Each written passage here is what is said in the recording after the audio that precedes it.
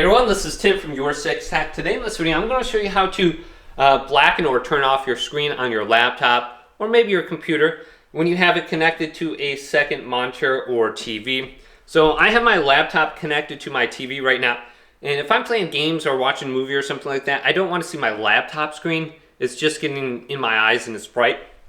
So you can turn it off very easily by pressing the Windows button and P at the same time.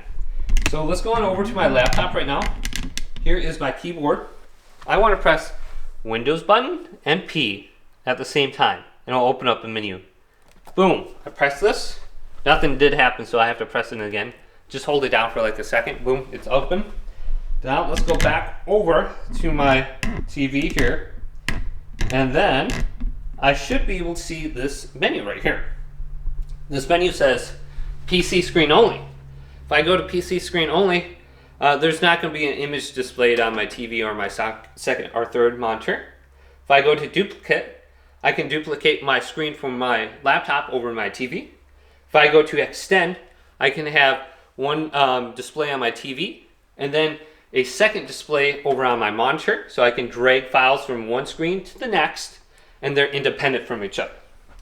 And then if I go to second screen only, this is the setting we want. Let's go to second screen only. So it's going to go ahead and just load.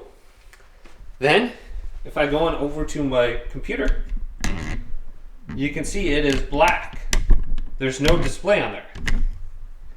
So I can blacken or turn off my display and then just see what's on my TV.